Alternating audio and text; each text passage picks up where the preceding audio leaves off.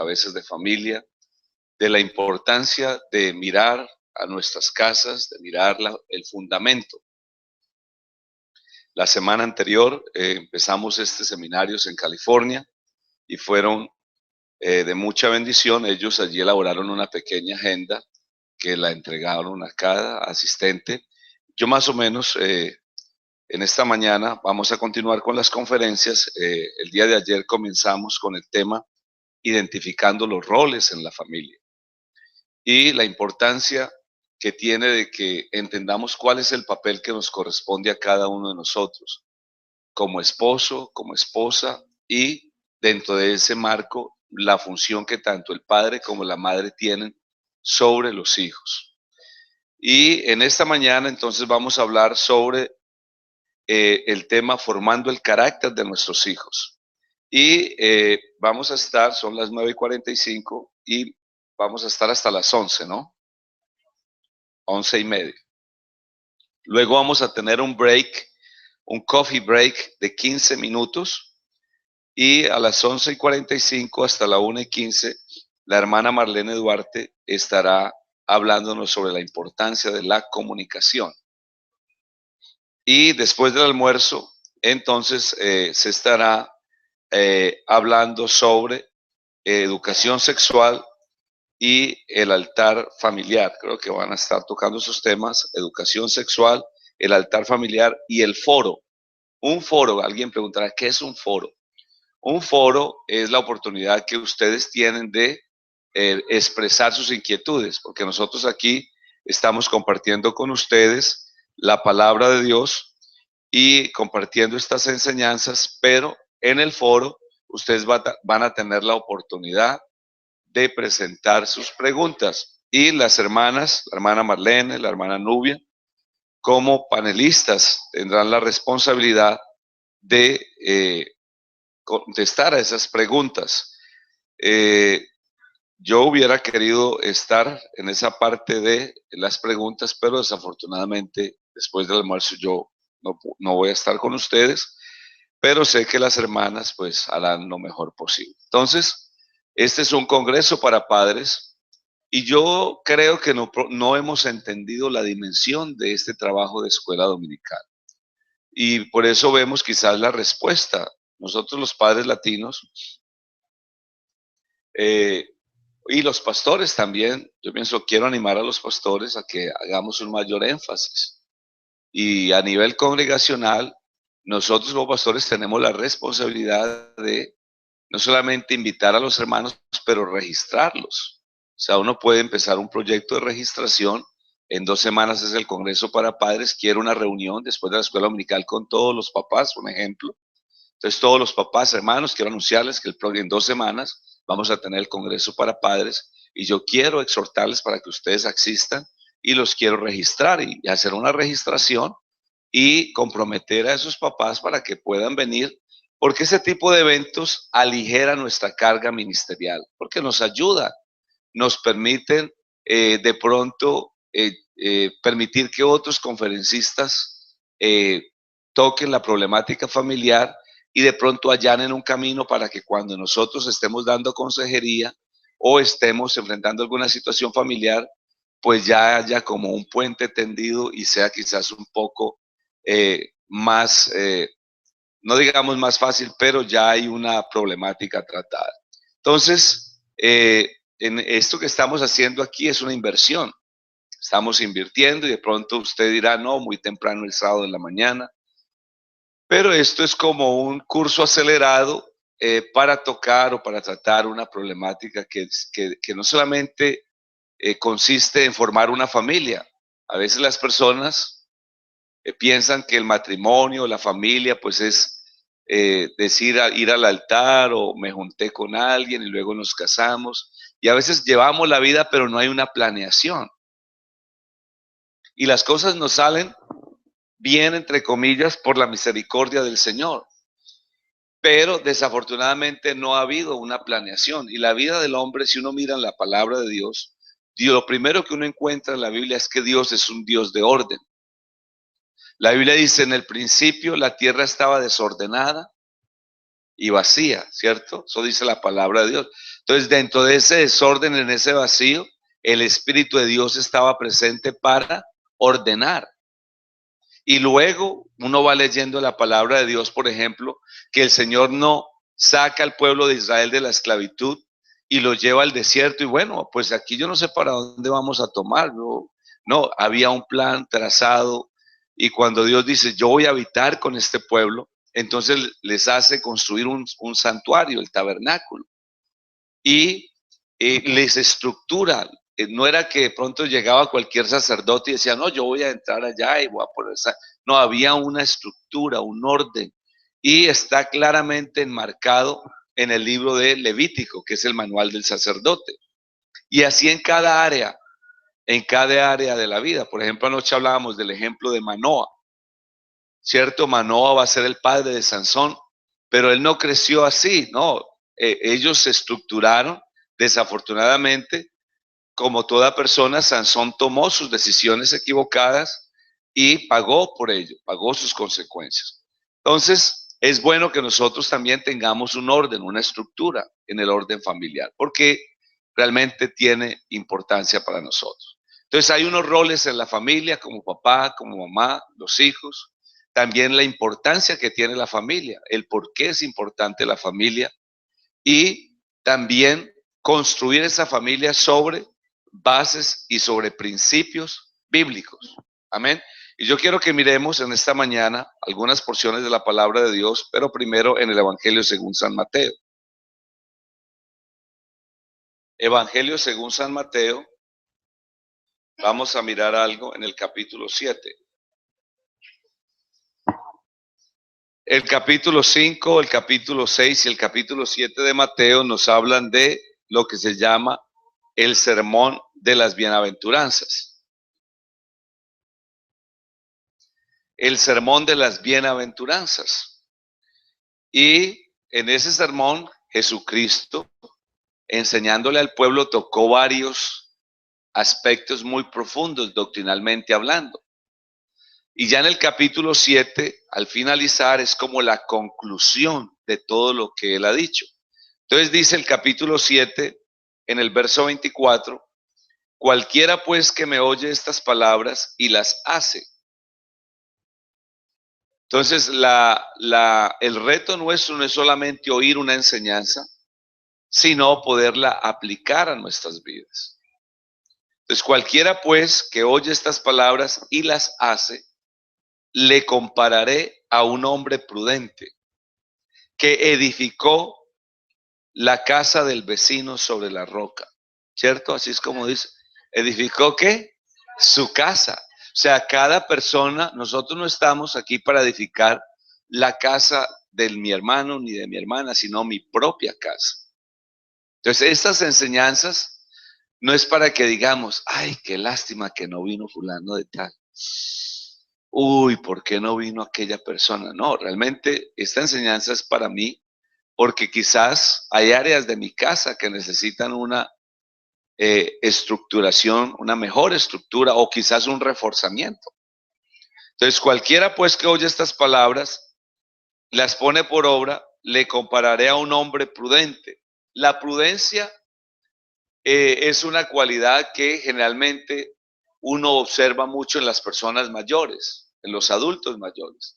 Porque usted analice, usted quiere saber qué es la prudencia en un ejemplo sencillo. Usted nada más observe cómo se sienta un joven y cómo se sienta un adulto mayor. El joven prácticamente, los jóvenes llegan.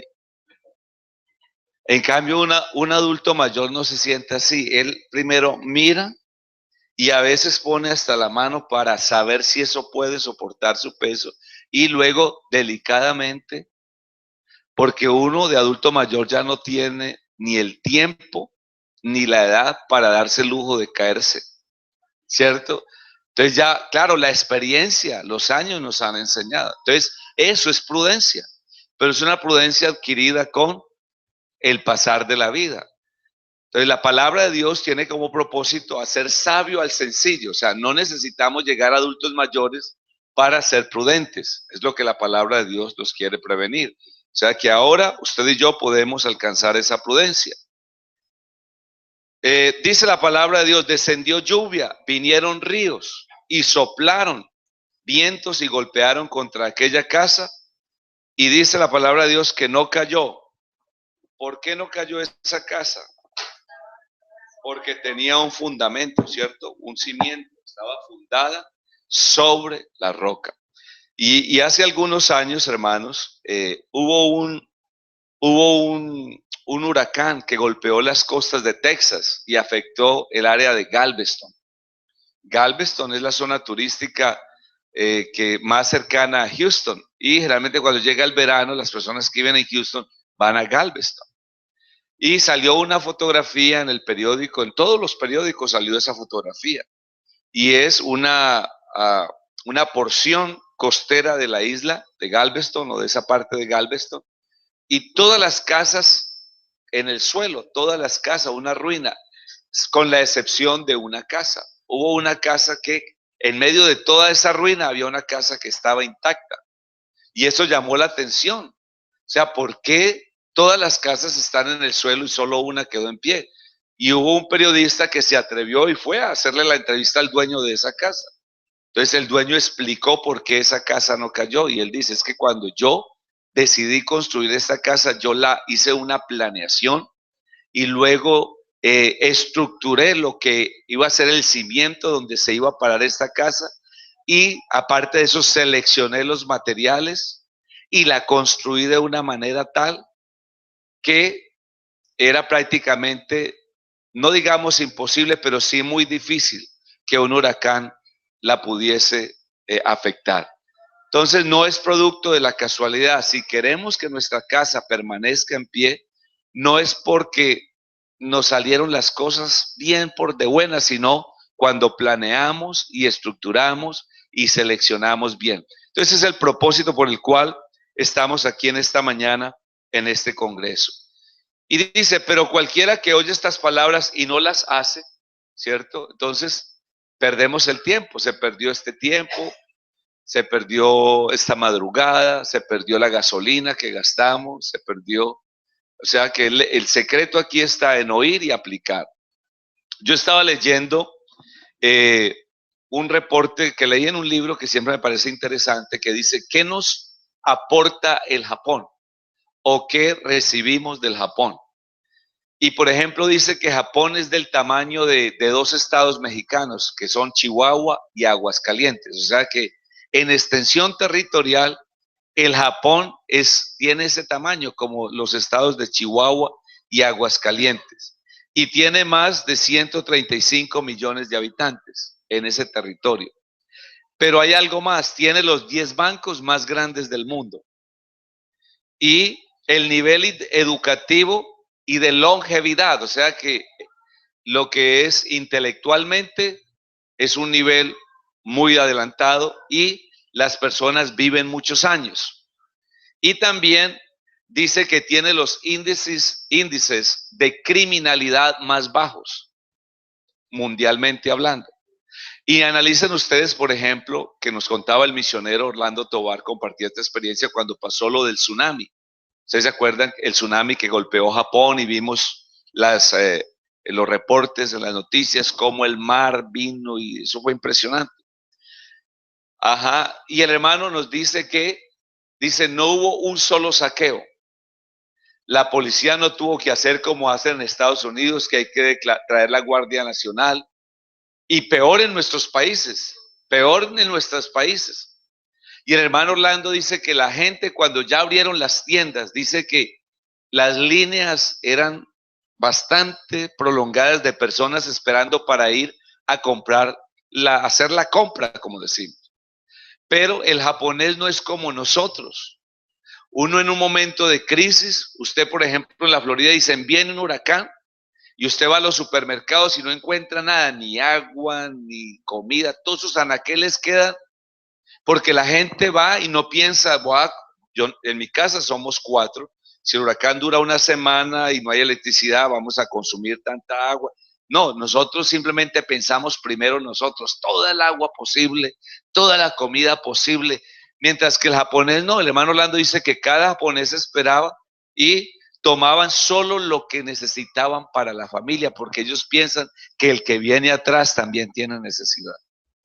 Entonces, eso nos aporta el Japón. Y aparte de eso, dice, ¿a qué se debe esa productividad? O a qué, gracias hermano, o a qué se deben esas características que tiene el Japón. Entonces, por ejemplo, dicen que el problema de los latinos, y en este caso de México, porque fue un estudio que se hizo en México, básicamente comparando los dos pueblos, el pueblo japonés y el pueblo mexicano. Pero lo que pasa en México es muy similar a lo que pasa en otros países de Centroamérica o de Sudamérica. O sea, hay muchas similaridades. Puede que tengamos un acento diferente o que comamos un poco diferente, pero en sí, yo que he estado en México, los pueblos de México, hay pueblos en México que son tan iguales a un pueblo de Colombia que si a uno le vendaran los ojos y lo pusieran de pronto allí, uno pensaría que estás en su propio país, porque la forma de las construcciones, cómo se comporta la gente, es muy similar en muchos casos. Pero dice, por ejemplo, que en Japón la preocupación no es tanto el conocimiento, la educación de conocimiento es lo que se llama la educación que tiene que ver con que las personas sepan las tablas de multiplicar, que sepan. Nosotros nos preocupamos mucho por eso, pero no por la educación formativa. La educación formativa es la que nos habla a nosotros de los valores, como la honestidad, la puntualidad, la limpieza. Son valores que forman a una persona. Noten ustedes que muchas personas adultas fracasan porque no son puntuales. Yo estaba mirando un reportaje, por ejemplo, de que los colchones que venden, no aquí, sino en nuestros países, usted va y esos matres, pues un colchón, un matre, no sé cómo le dirán a otros lados, y la gente va y compra un colchón de esos, viene en su bolsa bien, se ve nuevecito, pero cuando abren la bolsa y rompen el colchón, es un colchón viejo, ni siquiera está reparado. Entonces, mire cómo la mentalidad nuestra, pensamos que somos muy vivos porque trabajamos para engañar a los demás, ¿cierto? Nosotros, esa es una mentalidad y de pronto usted dirá, no, yo no soy así, no, y yo tampoco, pero a nivel de nuestra cultura sabemos que es así, ¿cierto? O sea, ¿cómo ganamos ventaja sobre el otro? Y pensamos que, uy, yo soy muy vivo, soy muy inteligente porque tumbé al vecino, le vendí un carro con el motor roto, ¿cierto? Uy, no, pero no sabemos que ese tipo de conductas y prácticas lo que trae es una ruina sobre nosotros. Porque si eso trajera prosperidad, nuestras naciones deberían ser prósperas. Pero entre más abusamos del vecino, más pobres somos. Porque ese tipo de comportamiento no enriquece. Pero cuando uno dice la verdad, por ejemplo en Japón ellos dicen que si alguien se encuentra algo, lo primero que un japonés dice cuando se encuentra, por ejemplo, yo fui a dar la conferencia en California y se me perdió este aparatico y no lo encontré, yo tuve que comprar este otro. Se me perdió y nadie lo encontró.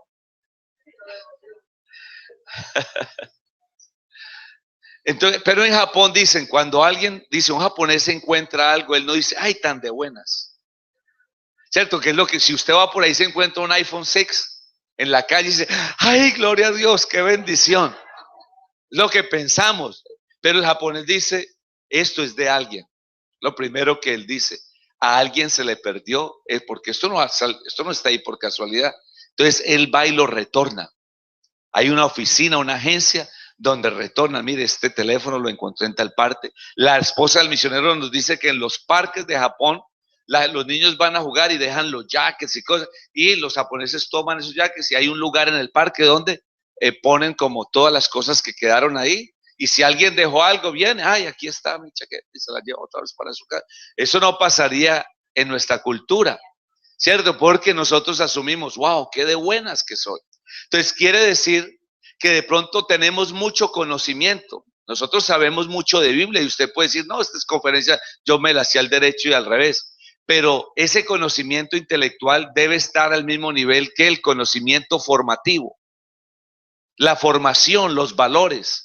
decir la verdad, ser puntual, ser honesto.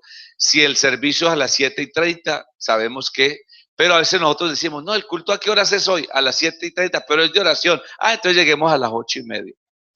Yo lo digo por experiencia, en la congregación donde yo soy pastor, el servicio de nosotros comienza a las 7 de la noche, por años, de 7 a 8 oración. Pero tengo muchos hermanos que llegan a las 8 en punto, como cuando ya uno dice, bueno, hermanos, vamos a estar en pie, vamos a, como que, no, el servicio es a las 7, pero yo llego a las 8.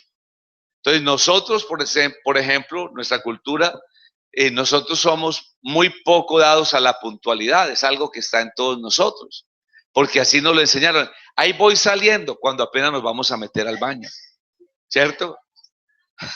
Deme 5 minutos y esos 5 minutos se convierten en media hora. Por ejemplo, nosotros a nivel pastoral, a veces decimos en los seminarios, el break es de 15 minutos, pero nosotros pensamos que el break es de 40 minutos. ¿Y qué problema para volverlos a juntar? ¿Cierto? Porque nos encanta hablar y hola, ¿cómo estás? Dios le bendiga y qué tal y aquí. Y ya entonces dejamos lo que es el coffee break. Entonces, si decimos coffee break, todos deberíamos pararnos, ir, tomar el café y regresar y nos alcanzarían los 15 minutos. Pero hacemos mal uso del tiempo.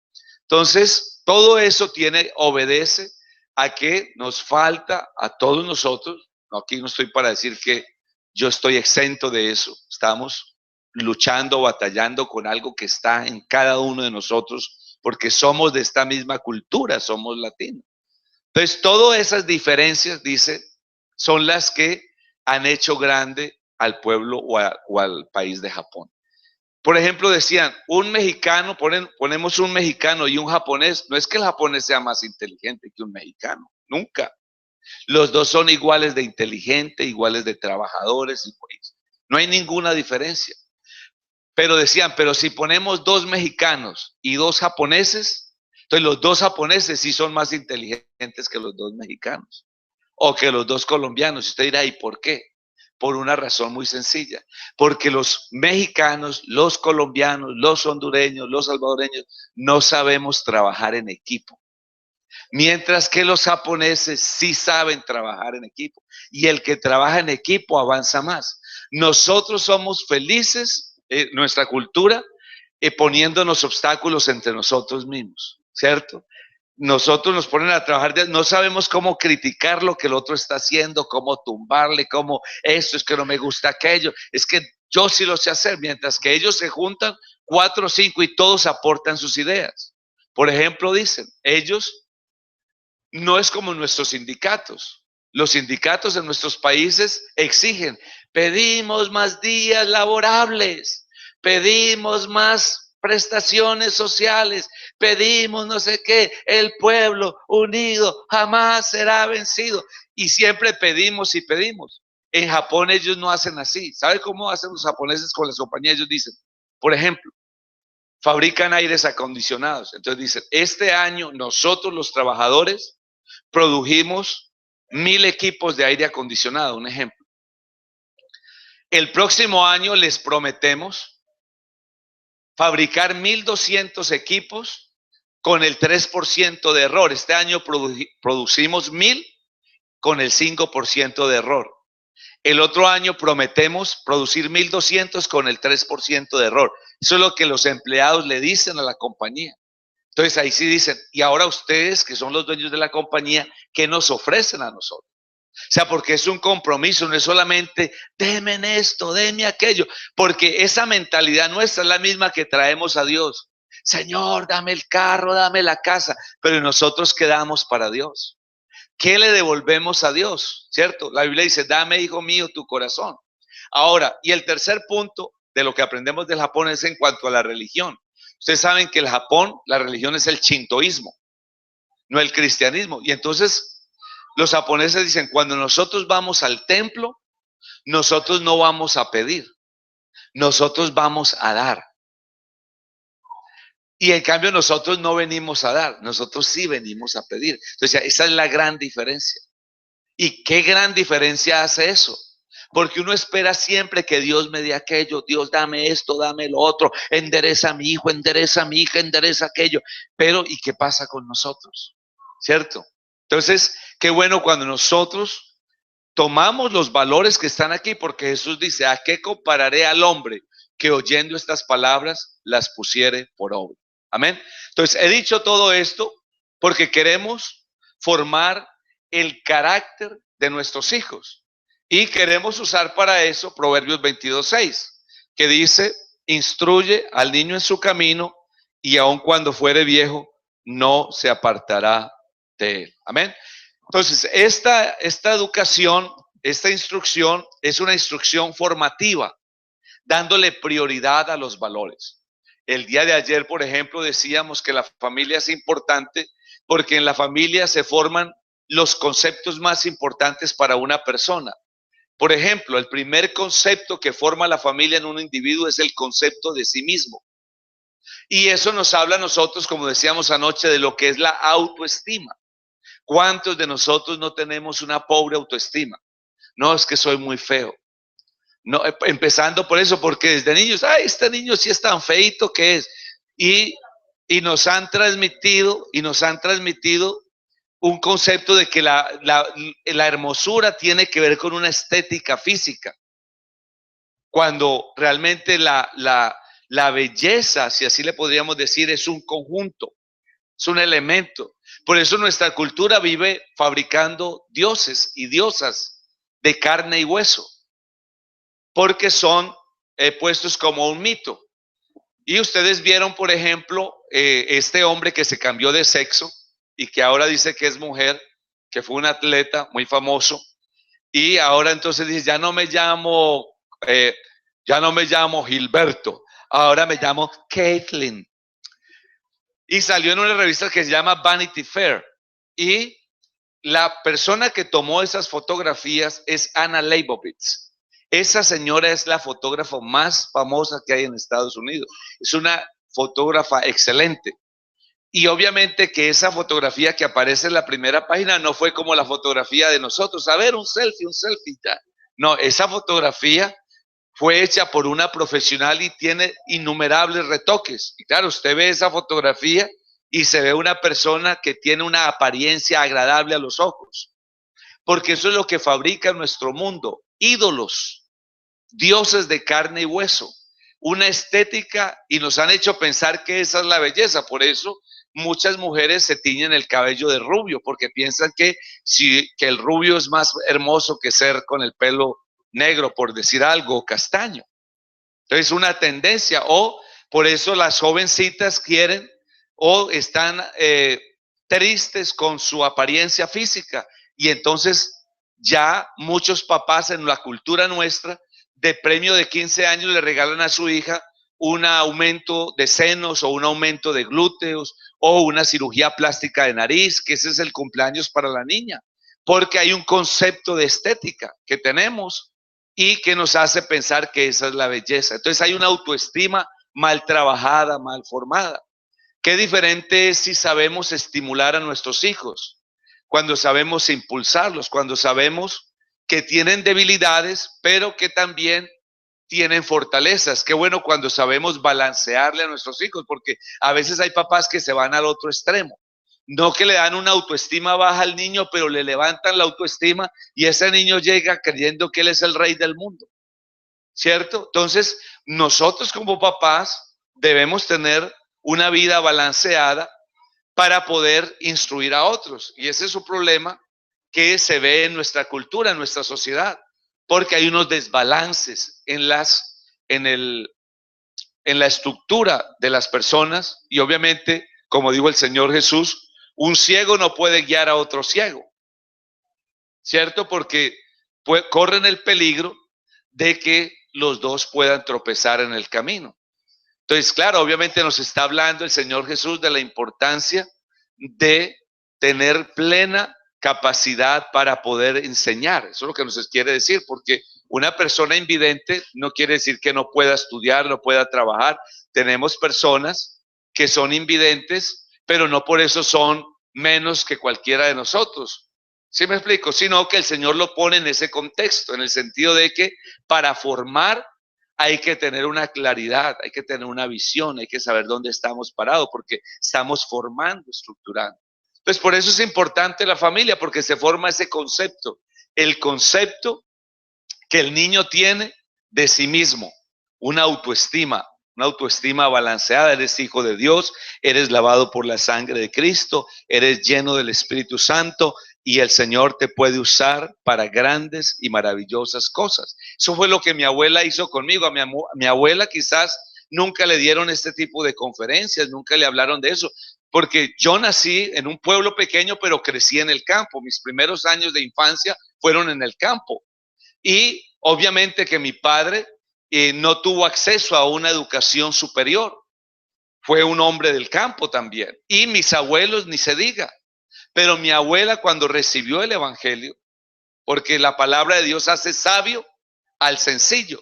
Cuando mi abuela recibió la palabra de Dios, yo recuerdo que yo era un niño y ella me sentaba en su regazo o me sentaba así al lado de ella y me enseñaba la palabra de Dios y me decía cosas que me alumbraban mi futuro, porque ella decía cosas como esta. Decía, pídale al Señor que le dé la sabiduría de Salomón, porque tú puedes un día llegar a ser tan sabio como Salomón. Dios puede usar tu vida, tú puedes ser un depósito de la sabiduría de Dios. Pídele al Señor que te dé la valentía de David, ella me lo decía. Pídele al Señor que te dé la determinación de Ruth. Entonces me sembró como una ilusión de que aunque yo estaba en el campo, de que yo estaba en medio de las montañas, de que yo podía un día soñar y podía con la ayuda del Señor alcanzar cosas grandes en Él. Y de hecho, pues yo me sorprendo porque a la edad que tengo, el Señor me ha permitido no solamente servirle a Él, sino visitar muchos lugares, países, naciones y hablar ante muchas personas. Cuando yo quizás si hubiese sido otra persona, haberme dicho, no, tú naciste en este campo, aquí te vas a quedar, tu destino es labrar la tierra. Y no que sea malo labrar la tierra, no que sea malo trabajar en el campo, pero podemos también formar, estructurar para que nuestros hijos también alcancen lo que ellos desean ser, porque al final yo no quería simplemente permanecer allí, yo quería que Dios realmente usara mi vida. Entonces, qué importante es la familia en esos conceptos. Qué importante es la familia en el concepto de los demás, lo que hablábamos ayer, la importancia de tener cuidado lo que hablamos. Por eso los problemas entre papá y mamá se deben hablar entre papá y mamá si es posible, en la privacidad. No se deben ventilar delante de los hijos. No se debe gritar ni tirar la puerta. Ah, que no sé qué, vieja, ya llegué, dame aquí. Y los hijos están viendo todo eso, oyendo todo eso. Entonces, cuando ese niño crezca, él va a tener ese patrón de comportamiento porque es lo que ha visto, porque es lo que dice el libro de Hebreos, de Proverbios allí. Instruye, porque esta palabra en el hebreo, esta palabrita que está aquí, realmente lo que quiere decir es dar ejemplo. O sea que la traducción que debería ser más apropiada aquí es: da ejemplo al niño en su camino. Y aunque él llegue a una edad de adulto mayor, nunca se apartará de este camino, porque está fundamentado en el ejemplo. Porque nosotros aprendemos más de las cosas que vemos que de las cosas que nos dicen que tenemos que hacer. A veces nosotros como padres cometemos este error. Queremos que nuestros hijos oren y los forzamos a orar.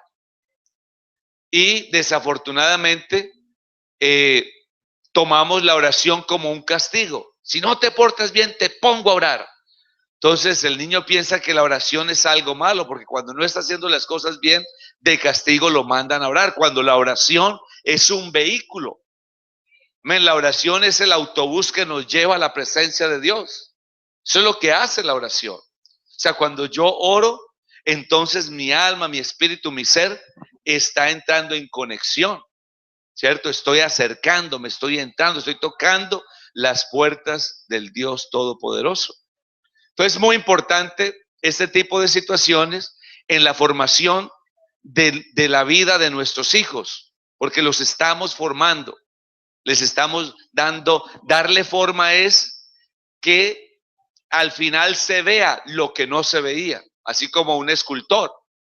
Un escultor le ponen una mole de granito, le ponen una mole de roca y él comienza con un martillo y un cincel.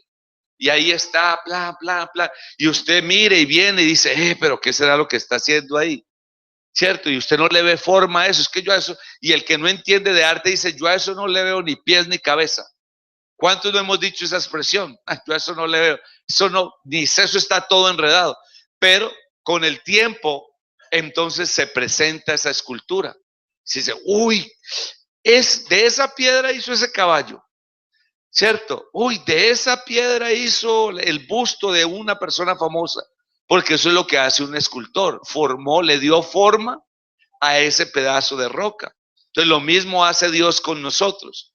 ¿Qué hizo el Señor con Jeremías? Le dijo, levántate y ve a la casa del alfarero y allí te haré oír mis palabras. Y cuando Jeremías llega allá, ¿qué fue lo que él vio? El alfarero que tenía barro en sus manos y le estaba dando forma al barro.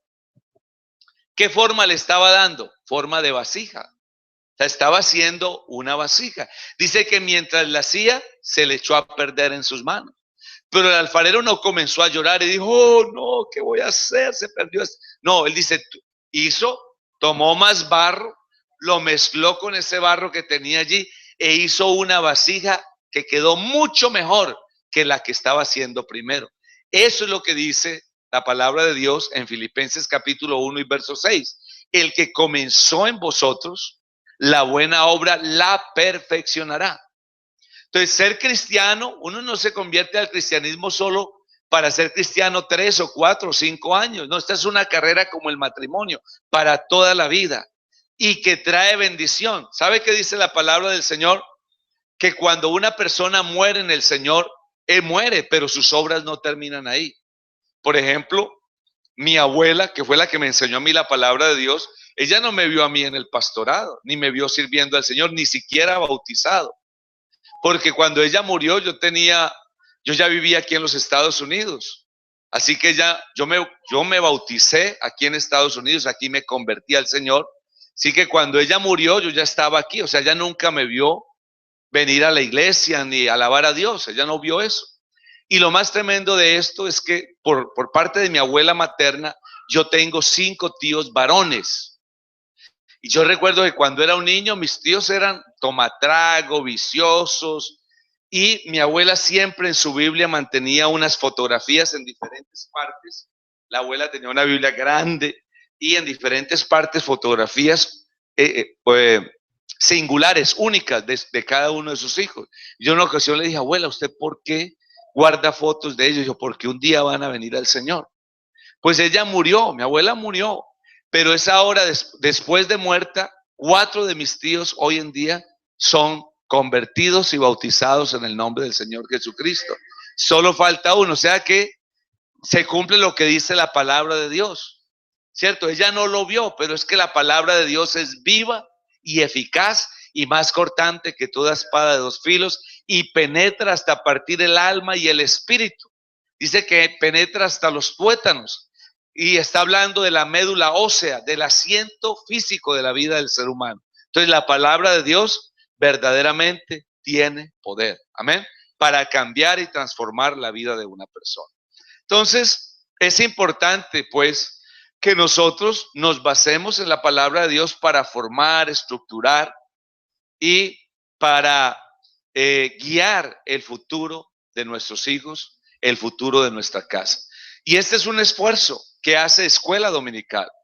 Escuela Dominical no simplemente se sacan los niños allá para que canten 3 coritos y digan cualquier cosa, no.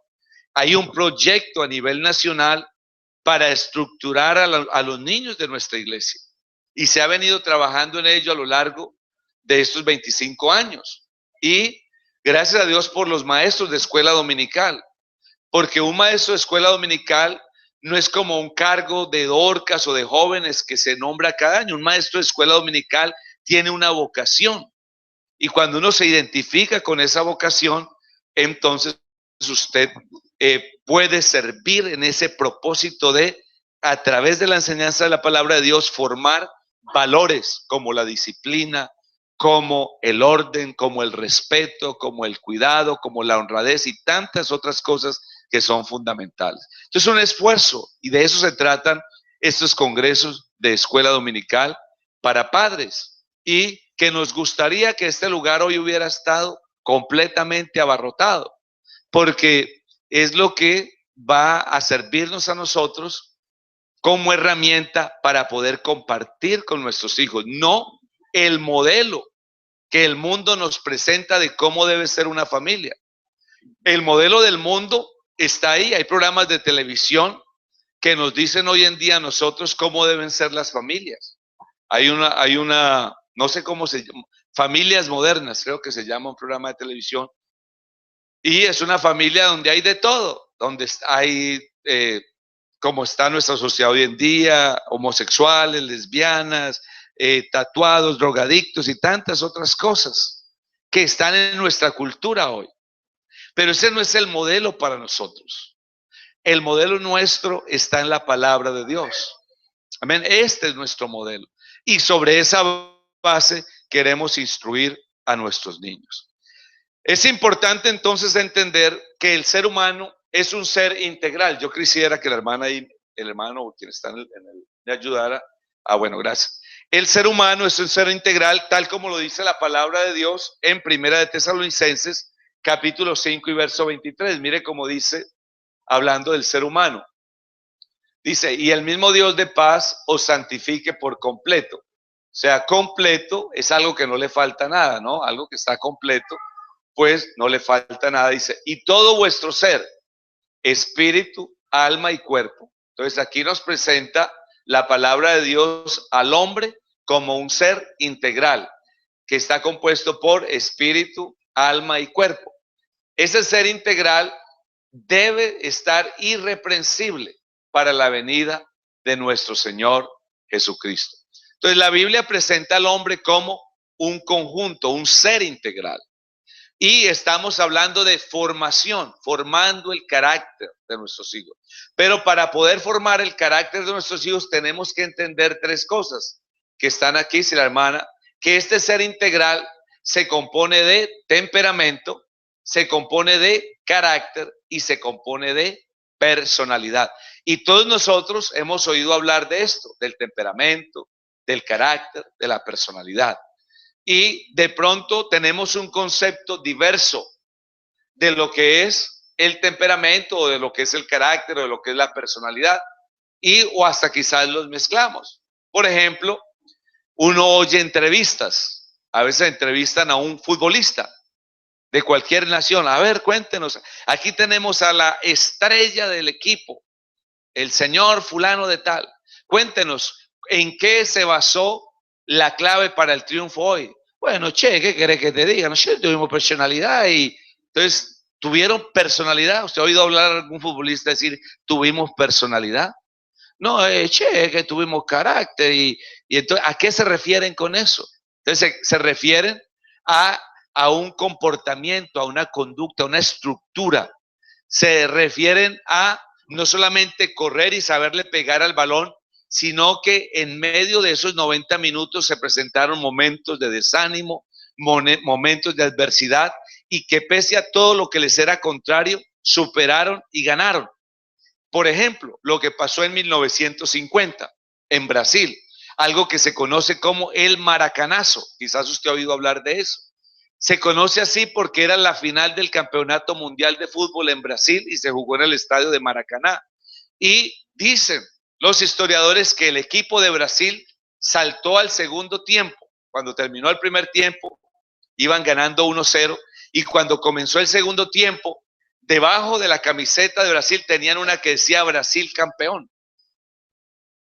Pero resulta que en el segundo tiempo los uruguayos hicieron 2 goles y contra todo pronóstico, algo que parecía imposible, Uruguay ganó 2-1 y fueron los campeones, y se les llama eso el Maracanazo.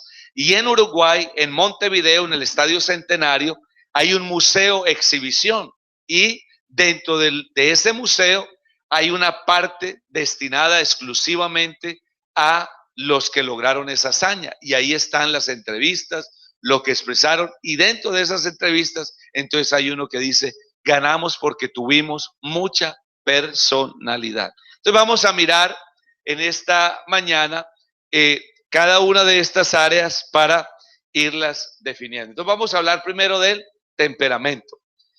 Y dentro del temperamento, pues como dice aquí, no hay nada más fascinante en un ser humano que su temperamento, porque es el temperamento, ¿cierto?, el que provee a cada uno de los seres humanos, porque cada persona es individual, es diferente, como son diferentes los dedos de nuestras manos, ¿cierto? Ninguno de nuestros dedos es iguales, cada dedo es diferente. Y también lo son nuestros hijos. Usted puede tener 2, 3, 4, 5 hijos, usted no puede pretender que sean iguales. Y de hecho los que tenemos hijos sabemos que no son iguales. Sabemos que actúan, piensan y tienen características que los distancian a uno del otro. Por ejemplo, en mi caso yo tengo 2 hijos y puedo decirlo que son muy diferentes el uno al otro. A uno de ellos generalmente siempre hay que recordarle, mira, no se te olvide esto, no se te quede aquello, mira acá, mira allá. Mientras que al otro nunca hay que recordarle nada. Él es quien nos recuerda todo, siempre está ahí. Ver, papi, recuerda que tal cosa, papi, me falta tal esto, el lunes tengo que hacer esto, tengo que llevar aquello, no se le olvide lo otro. Entonces, al uno había que decirle en la mañana, cuando estaban en la escuela, hey, son las 6, levántate, 6:30, te va a coger la tarde y levántele la cobija, ya voy, 5 minutos, 5 minutos, 5 minutos. 5 minutos, 5 minutos, 5 minutos. Mientras que al otro, hey, levántate y ya, ¡pum!, se levantaba ya al baño.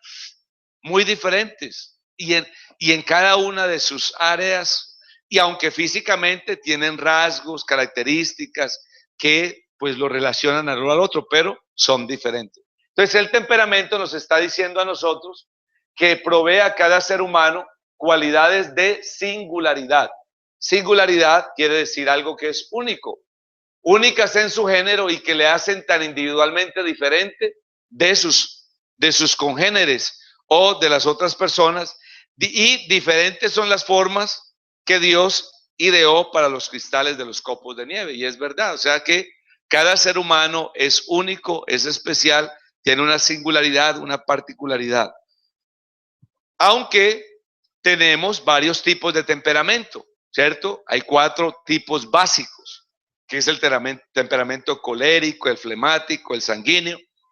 Eso no quiere decir que una persona sea exclusivamente sanguíneo o exclusivamente colérico o flemático, sino que hay un temperamento que sobresale, y en algunos casos hay personas que tienen rasgos de los 4 temperamentos. ¿Por qué? Porque esos temperamentos, se me da un clic ahí, dice, el temperamento es la fuerza invisible que yace bajo la superficie de toda acción humana. O sea, todo acto de el hombre es producto de este temperamento. Fuerza que puede destruir a una persona normal y útil, a menos que se la discipline y se la dirija. Entonces, esos temperamentos los heredamos de nuestros abuelos, porque todos nosotros tenemos 4 abuelos. Esa es la razón por la cual tenemos 4 abuelos, no es una casualidad. Los 2 maternos, los 2 paternos. Y nosotros tenemos, por eso se dice que en muchas ocasiones hay más afinidad entre los genes de los nietos que con los hijos, porque tomamos de esos 4 temperamentos, están depositados en nosotros. No sé hasta qué punto sea verdad, yo creo que leí alguna vez o vi una serie donde se dice que los Navy SEALs, que son las fuerzas especiales del Navy de los Estados Unidos, que los someten a un entrenamiento muy tremendo, ellos cuando los envían en misiones, los envían de a 4. Y se dice que las personas que los eligen para esas misiones, entonces buscan que dentro de ese grupo de 4 estén representados esos temperamentos. O sea, que haya un flemático, que haya un colérico, que haya un sanguíneo. Usted se imagina todos coléricos, todos sanguíneos, todos flemáticos. Entonces se necesita en un equipo de trabajo hay ese tipo de temperamentos. Y eso es lo que hay en la iglesia. Por eso la iglesia no puede ser la iglesia que uniforma a los creyentes. ¿En qué sentido? Por ejemplo, hoy se quiere uniformar a los creyentes en la alabanza. ¿Por qué? Porque hay grupos que quieren que el culto sea una brincadera, todos brincando y saltando y corriendo. Aquí está el Espíritu Santo. Y uno corre por aquí, el otro corre por allá. Pero resulta que no todos son coléricos. Una persona colérica puede saltar y correr y tal. Che, uy, sí, hermano, lo siento. Pero un flemático no. Un flemático es una persona pasiva, calmada. Él no tiene ese temperamento. Entonces, si usted uniforma la iglesia así, entonces quiere decir que el que está saltando y brincando está muy lleno. Pero el que no salta y no brinca, entonces no tiene de Dios. Entonces no podemos nosotros pretender que todas las personas actúen, aunque es verdad que el Espíritu Santo está ahí, la presencia de Dios. Pero ¿de dónde asumimos nosotros, por ejemplo, que todos los 120 actuaron de la misma manera? No, que estaban como ebrios, como borrachos. Muchos argumentos que hemos oído a ese respecto. Entonces es muy importante uno aprender a conocer esto. Por eso en la iglesia nombramos un comité de damas y a veces ponemos 4 hermanas o 5 o 3, pero ahí hay sanguíneas, ahí hay flemáticas, ahí hay coléricas. Entonces viene, no, hermano pastor, es que esta hermana es muy callada, ella nunca dice nada, pero esa que es tan callada puede ser que sea muy analítica. ¿Cierto? Puede ser que le gusta razonar y entonces no se entiende. Y a veces pasa eso dentro del cuerpo de Cristo. No, es que a mí me gustan solo los hermanos así, que son coléricos y que tal, y que son chispitas. Pero todos no somos así, ni siquiera nuestros hijos. Por eso les puse el ejemplo anterior. El uno, 5 minutos. Levántate, no, 5 minutos. Y en cambio el otro, sí, como un corchito se levantaba sin protestar nada, al baño y salía y ya, y listo, tan bien despierto. En cambio el otro iba ahí todavía en el carro, ponía el asiento para atrás, así, para seguir aprovechando mientras lo llevábamos.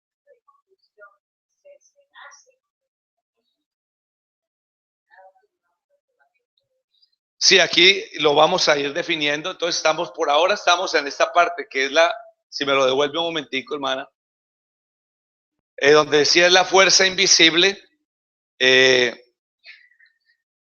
hace que yace bajo la superficie de toda acción humana, ¿cierto? Fuerza que puede destruir a una persona normal y útil a menos que se la disciplina y dirija. Seguimos en el siguiente, hablando del temperamento. Entonces, mire que el temperamento, para lo que dice la hermana Marlene, el temperamento entonces proporciona al hombre fuerzas y debilidades. Pero ¿qué tenemos? ¿Cuál es el problema nuestro? Si me da el siguiente clic ahí, a nosotros nos gusta más fijarnos en nuestras fortalezas que en nuestras debilidades. Y nosotros como pastores no podemos cometer el error de explotar solo las fortalezas de los hermanos, sino que debemos tener el discernimiento suficiente para saber que una persona tiene lados fuertes, pero así como tiene lados fuertes, hay áreas débiles, porque cada uno las tenemos. Yo tengo áreas fuertes, pero también tengo debilidades, áreas donde no soy tan fuerte, ¿cierto? Entonces, yo no puedo desechar a una persona porque tiene áreas débiles, sino mi misión es tratar de que eso que es fuerte, pues nunca se debilite y que eso que es débil trate de alcanzar fortaleza. Por eso es que la Biblia dice, todo lo alto, o sea, todo lo fuerte se baje y todo lo que está abajo se alce. O sea, que logre llegar como aún hasta que todos lleguemos, dice Pablo en Efesios, hasta que todos lleguemos a la estatura, a la plenitud, a la medida de un varón perfecto. O sea que la iglesia tiene un modelo, no es Michael Jackson. Nuestro modelo no es Dante Gebel ni los predicadores de farándula que existen hoy en día, que predican de prosperidad y bonanza y tantas otras cosas. Nuestro modelo es Cristo el Señor. y a través de la predicación que lleguemos a parecernos al Señor Jesucristo. Esa es la meta y ese tiene que ser también como nuestro enfoque para hablar o acercarnos o dirigirnos a nuestros hijos. Entonces, no hay una sola persona que no tenga debilidades. Si seguimos allí, por favor, porque todos somos sacerdotes, tal como dice, si le da otro clic ahí la palabra del Señor, en Hebreos capítulo 5, verso 1 y 2, dice, hablando del sacerdocio, ¿cierto? Todos somos sacerdotes, de entre los hombres es constituido. O sea que por más que fuera el sumo sacerdote, él no era el superhombre. Por eso en la iglesia no habemos superhombres. Habemos pastores, habemos creyentes, pero aquí el super es el Señor Jesucristo. Por eso la Biblia dice, si alguno piensa que está firme, entonces, ¿qué nos está diciendo la palabra de Dios? Que en este camino hay que andar todos los días sostenido de la misericordia del Señor. Que aquí no habemos muy. No es que nosotros estamos en la esfera de los super, no. Aquí el único grande, fuerte y maravilloso es el Señor. Entonces, no importa qué tan grande fuera el sacerdocio y qué tan hermoso fuera el vestido y la mitra y todo lo que le ponían y la unción.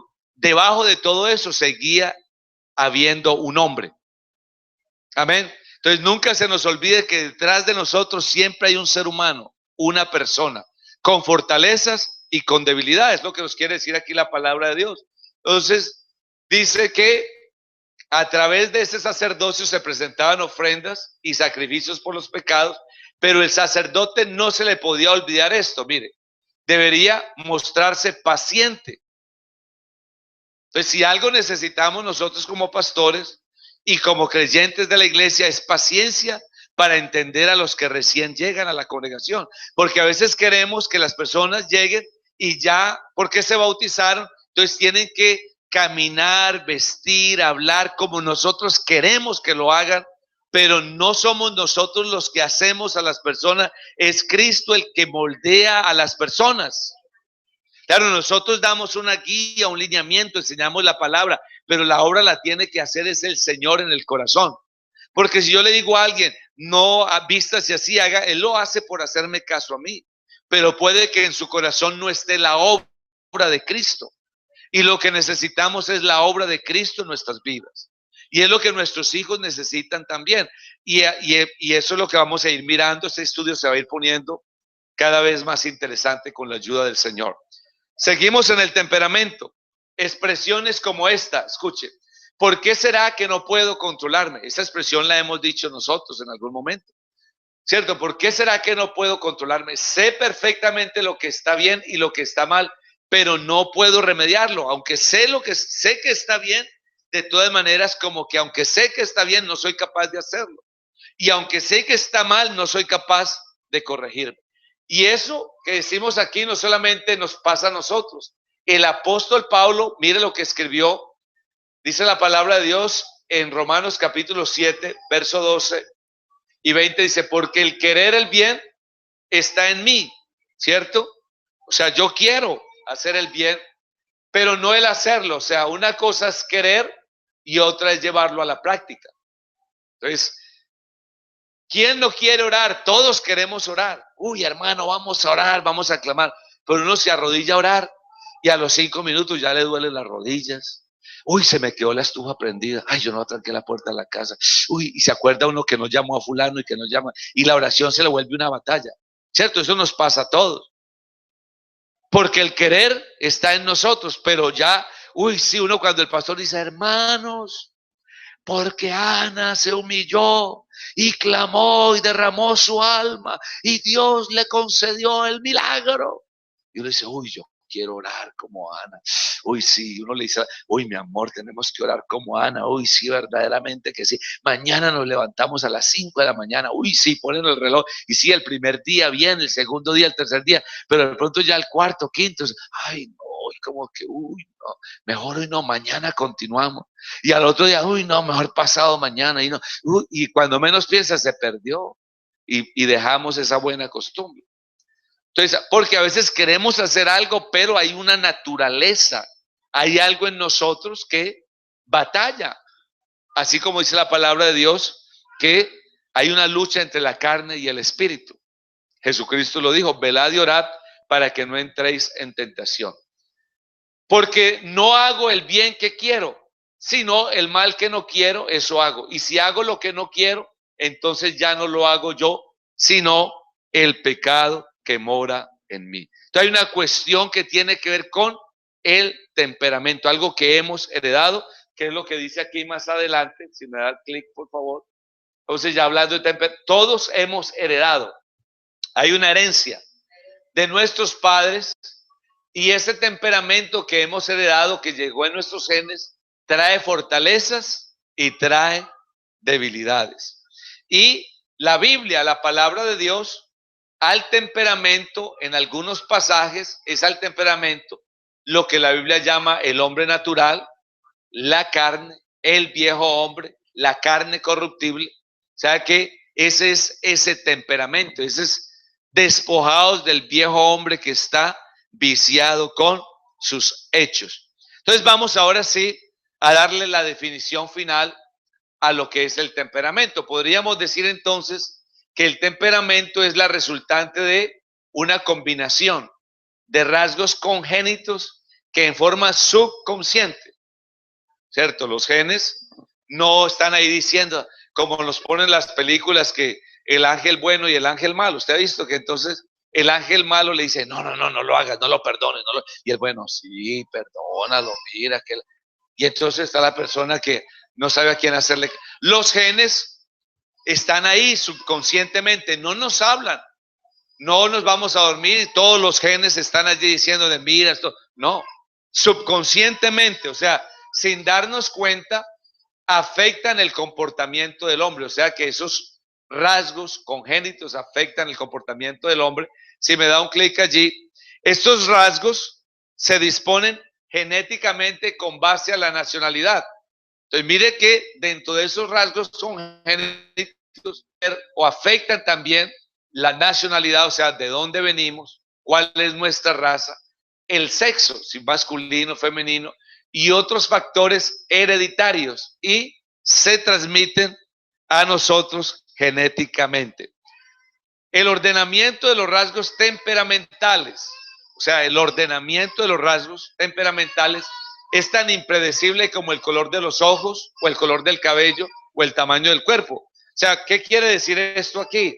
O sea, ¿qué tanto hay en mí de flemático? ¿Qué tanto hay en mí de colérico? ¿Qué tanto hay en mí de sanguíneo? O sea, ese ordenamiento no se puede predecir, ¿no? Cuando el niño nace no decimos, wow, aquí hay un colérico 60%, 10% flemático, 15% sanguíneo. No, ¿cierto? No podemos discernir eso en ese momento.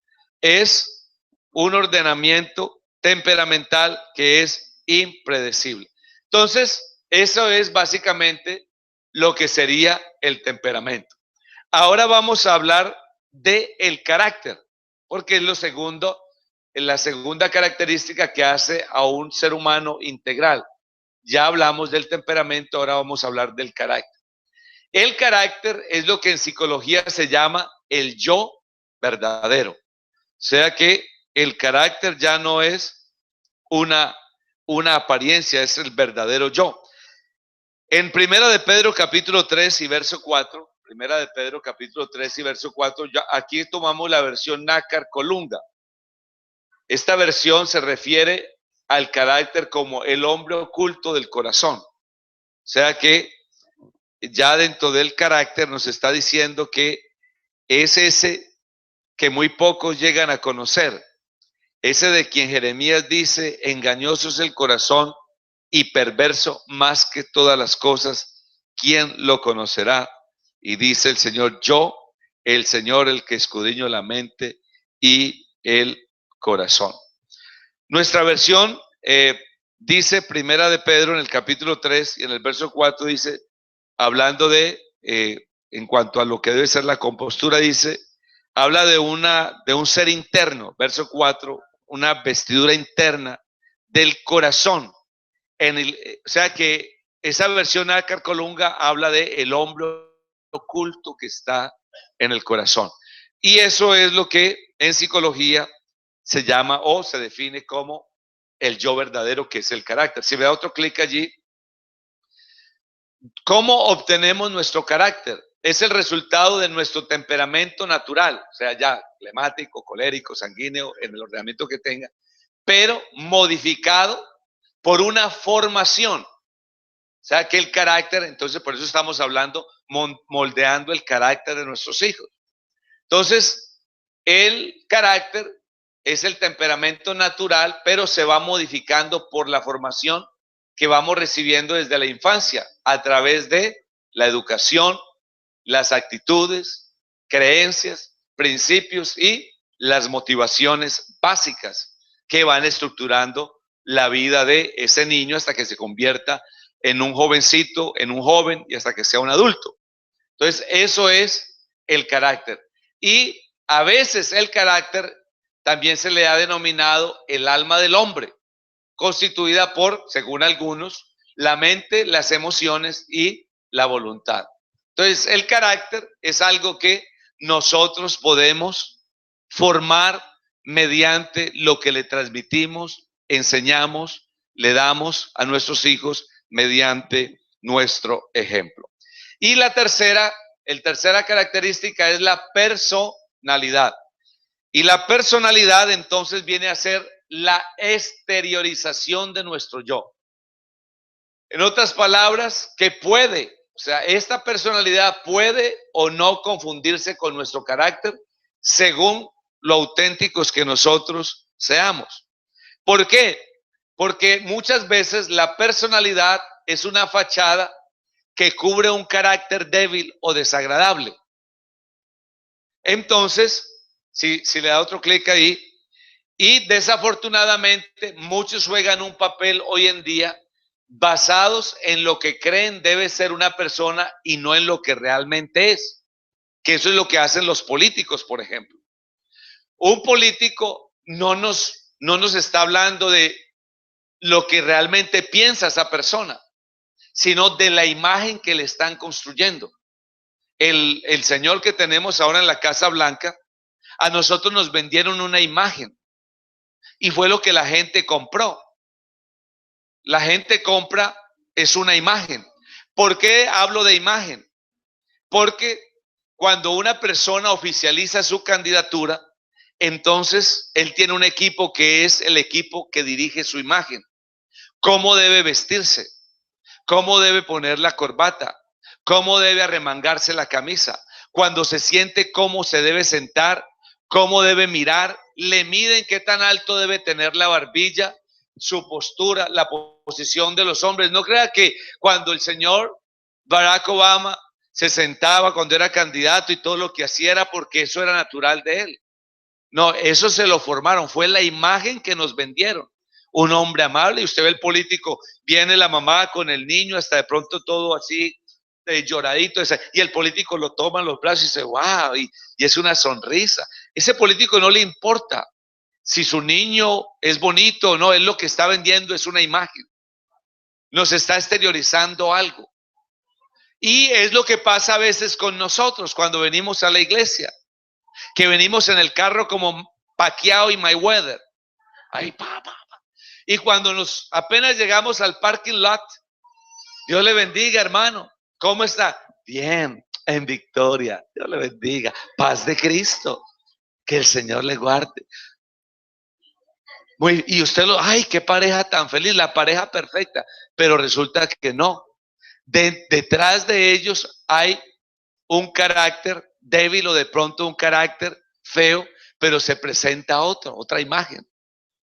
Entonces, ese es el peligro nuestro, de que nuestros hijos vean en nosotros solo la imagen de uno aquí y otro muy diferente en la casa. Noten ustedes, por ejemplo, hermanos, que nosotros los pastores, pues tenemos esa responsabilidad de atender a cada persona en sus necesidades. Y uno puede estar muy ocupado y un hermano dice, pastor, quiero hablar con usted. Y uno siempre, claro, hermana, con mucho gusto, ¿en qué le puedo servir? Y uno siempre trata de tener esa amabilidad. Pero, ¿qué pasa cuando es nuestro hijo el que viene y dice, papá, mira, ahora no tengo tiempo, hombre, no es que tengo que comer. Y ahí está el muchacho. Entonces, ese ya ahí hay una imagen desdibujada nuestra. Porque de pronto el hermano dice, uy, tan amable el pastor, pero el niño de pronto oye y dice, no, mi papá no es amable. ¿Cierto? ¿Por qué? Porque hay un desbalance allí. Y lo mismo pasa con nuestra esposa. A veces hay esposas o esposos que de pronto ven a esa esposa funcionando en la iglesia y la ven allí, ay, tan chévere. Sí, hermano, el cafecito, la actividad hoy son taquitas y tal. Pero cuando usted llega a la casa, mira, ahí está, si quiere caliente, si quiere comer, si lo, entonces no ve a esa persona, hay un desbalance. Por eso es que la Biblia dice, instruye al niño en su camino y aun cuando fuere viejo no se apartará de él. Supongamos, lástima, no, cuando hablamos de la intimidad de las parejas. Entonces, por ejemplo, hay un desbalance porque no se piensa en la necesidad de la otra parte, sino en mi propia necesidad. Entonces, a veces tenemos un trato áspero. La Biblia dice, no seáis ásperos con ella. Ay, y gritamos, y que no sé qué, no me gustó la comida, y que el otro. Y luego llegamos en la hora y, hola mi reina, ¿cómo estás? Y, oh, ¿cómo te va?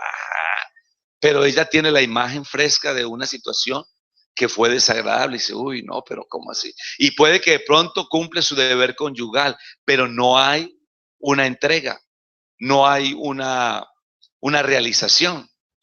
Y eso es peligroso porque entonces asumimos patrones de comportamiento por conveniencia, no porque lo sintamos.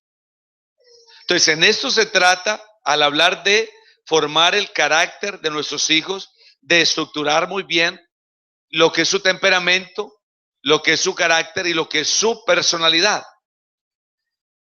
Vamos a mirar otro clip, por favor. Esa personalidad o todo esto que pasa aquí, este comportamiento, lo que hemos hablado, los ejemplos, se origina porque los hombres quieren ajustarse a lo que consideran una conducta aceptable. Y para eso la Biblia dice, y ese es el problema, entonces el hombre mira lo que está delante de sus ojos, pero Dios, ¿qué está mirando? El corazón. Entonces a Dios no le importa este que está aquí. El victorioso vive en mí, el victorioso vive en mí, las circunstancias no me mueven a mí, el victorioso vive. Y entonces, wow, qué alegría, happiness, man. Pero resulta que cuando está en la casa, no. Mira que aquí no cuidan, que esto, que lo otro, que tal, que si de cuándo y que lo otro. Y entonces hay un desdibujamiento en esa imagen. ¿Qué pasó? Pasa lo que les decía ayer, la esposa que está en el funeral y ella tiene dudas, ¿será que es el que está en el cajón o es otro? Porque ese que están hablando no se parece al que vivió conmigo todos estos años. Entonces es muy importante que nosotros tengamos en cuenta eso. Proverbios capítulo 4 y verso 23 dice, sobre toda cosa guardada, guarda tu corazón, porque de él mana la vida.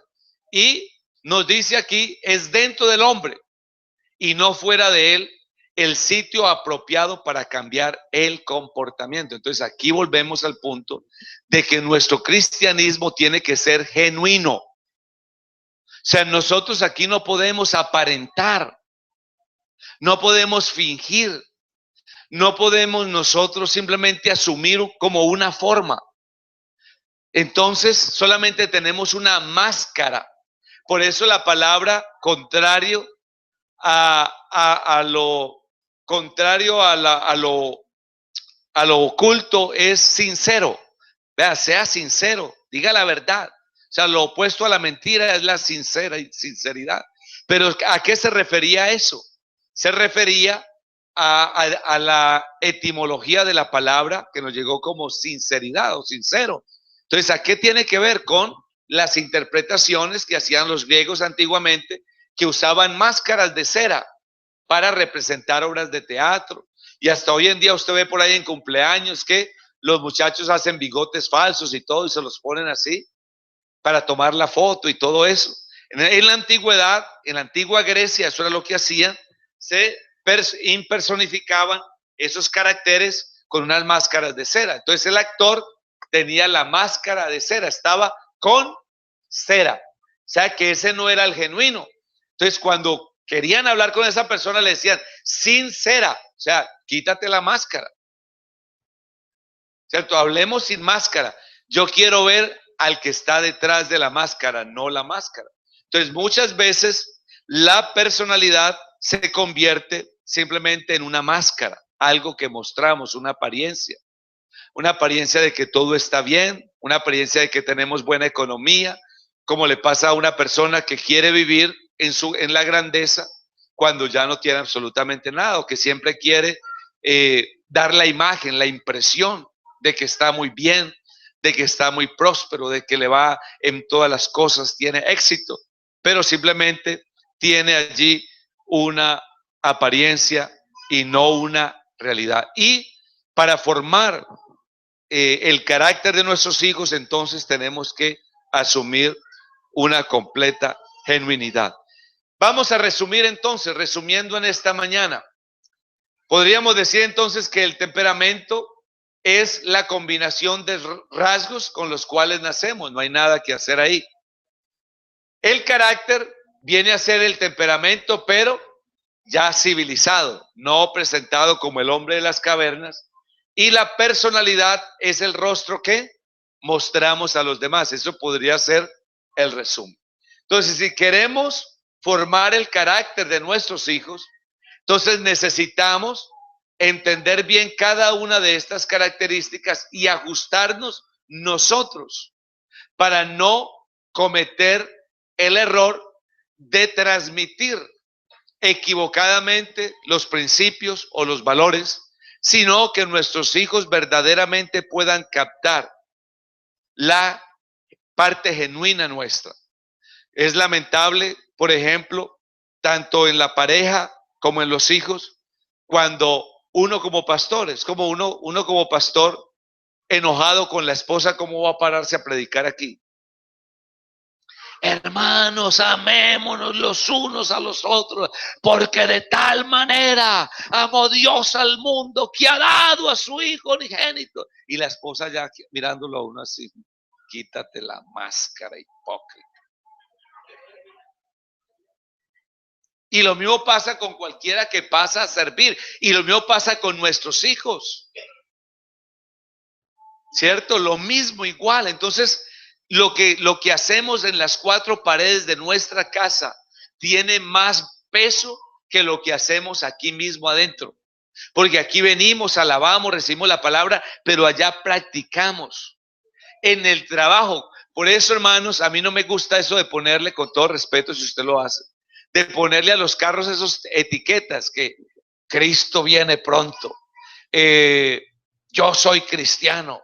Si quieres ir al cielo, pregúntame cómo, pero ve la luz en rojo y se la pasa. Entonces el que está viendo eso dice, uy, pero es que es cristiano. O hay quienes dejan la Biblia en la parte de atrás de los carros. Yo he visto gente que tienen letreros cristianos y cosas y hacen cosas terribles manejando. Se atraviesan, gritan, le sacan la mano y eso que va para el cielo. Entonces uno cuando va a poner algo, no es solamente ponerlo, es estar a la altura de lo que está diciendo ahí. Y ahí es donde está nuestro reto, al formar, al estructurar, porque estamos haciendo lo que el Señor Jesucristo nos dijo en el texto que comenzamos esta enseñanza. ¿A qué compararé al hombre que oyendo? Porque claro, el Señor Jesús les habla maravillosamente. Él comienza en el capítulo 5 del Evangelio según San Mateo y Él nos está diciendo, bienaventurados los pobres en espíritu, porque de ellos es el reino de los cielos. Bienaventurados los que lloran, porque ellos recibirán consolación. Pero nosotros decimos, no llores, los hombres no lloran. Y Jesús dice, bienaventurados los que lloran. Y Jesús, que es el varón de dolores, lloró. Y entonces nosotros estamos ahí viniendo a la iglesia. La única razón de mi adoración eres tú, mi Jesús. El único motivo para vivir eres tú, mi Señor. Y luego, no llores, los hombres no lloran. No, los hombres podemos llorar. Jesús lloró. Amén. Bienaventurados los que lloran, porque ellos recibirán la tierra por heredad. Bienaventurados los que tienen hambre y sed de justicia, porque ellos serán saciados. Bienaventurados los misericordiosos, porque ellos alcanzarán misericordia. ¿Y qué es la misericordia? El perdón.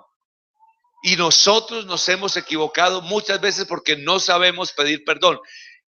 Imagínense cómo en nuestra cultura alguien me dice, mire hermano, yo quiero pedirle perdón, que lo perdone Dios. Yo perdono, pero no olvido. ¿Qué tal que el Señor nos dijera eso a nosotros? Ninguno entraba, hermano, ni siquiera alcanzamos a pasar de aquí cuando Él venga.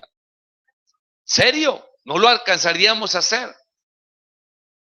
¿Por qué? Porque Él dijo, perdónalos porque no saben lo que hacen.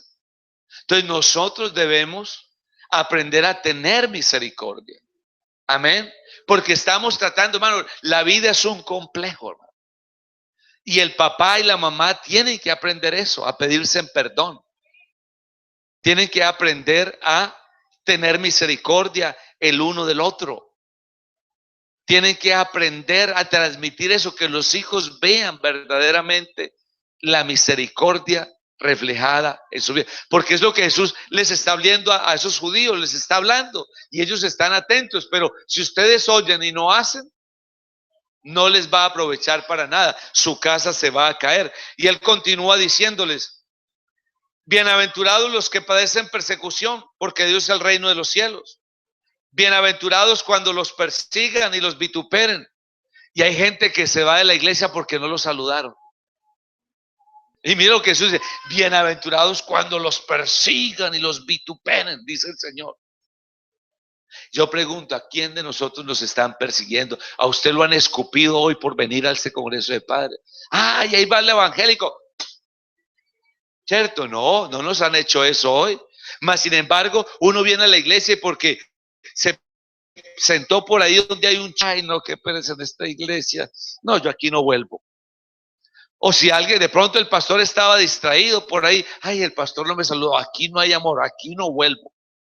Cuando la Biblia dice que los que siguen a Jesús, dice, bienaventurados los que padecen persecución. Bienaventurados sois cuando los vituperen, persigan y digan toda clase de mal contra vosotros mintiendo. O sea, puede ser que alguien se levante una calumnia. No, Señor, no lo puedo perdonar, eso es imposible. Jamás, nunca, olvídese. Claro, eso no es algo que uno decir, bueno, ahora vamos a perdonar a todo el mundo. No, son procesos. Por eso es que la vida cristiana es un proceso, es de todos los días, es un caminar, es día a día diciéndole, Señor, aquí estoy, te doy gracias, eres bueno, eres grande, eres maravilloso, eres misericordioso, eres fiel, eres bueno, no hay nadie como tú. Amén. Eso es lo que nosotros debemos llegar a tener en cuenta. Si me ayuda allí con un clic. Entonces debemos tener en cuenta que los rasgos temperamentales los recibimos genéticamente de nuestros padres. De todas maneras, hay ciertos factores que influyen sobre el temperamento. Si me ayuda, por favor, con un clic. Como son la nacionalidad y la raza, se me fue muy rápido, que juegan un papel, dice aquí, un papel importante en el temperamento heredado. Entonces, eso también lo debemos tener en cuenta. En el temperamento tiene mucho que ver el lugar o culturalmente de donde provenimos. Segundo, también es bueno tener en cuenta el sexo de la persona, porque eso afecta su temperamento, particularmente en el ámbito de las emociones. ¿Por qué? Porque generalmente debemos aceptar que las mujeres son emocionalmente más expresivas que los hombres. Entonces nosotros entendemos, por ejemplo, que para un hombre emocionalmente es más difícil mostrar su parte emotiva. Pero para la mujer no, la mujer es más expresiva, por eso es que la mujer es especial. Usted hace un ayuno de mujeres, reúne 30, 40, 50 mujeres, les dice 3, 4 cositas y ya están todas llorando. Y todas salen con los ojos llorosos, así rojos. Hago un ayuno de varones. Usted puede enseñarles 10 horas, 20 horas y eso no ve una lágrima ni para un remedio. Y no es porque sean menos fríos o porque tengan menos la presencia de Dios, no. Es porque debemos entender que en su temperamento tiene mucho que ver el sexo y generalmente en psicología se acepta que las mujeres emocionalmente son más expresivas que los hombres y si hay un clic allí, hasta las más duras mujeres, que hay mujeres a veces que desarrollan un carácter, un comportamiento, un temperamento por adversidad, dificultades, le mataron sus padres y tantas otras cosas que a veces viven mujeres o fueron violadas o lo que sea. Y claro, entonces emocionalmente no se quiebran tan fácil. Pero aún las mujeres más duras lloran en ciertas ocasiones, mientras que está demostrado que hay hombres que nunca han llorado. Entonces tiene que ver el temperamento en eso. Entonces no se le puede tampoco exigir peras al olmo. Entonces todo ese conglomerado que tenemos nos invita a nosotros a trabajar arduamente y no desistir. Entonces, si nos damos cuenta de esto, papás, entonces tenemos una tarea muy grande por delante.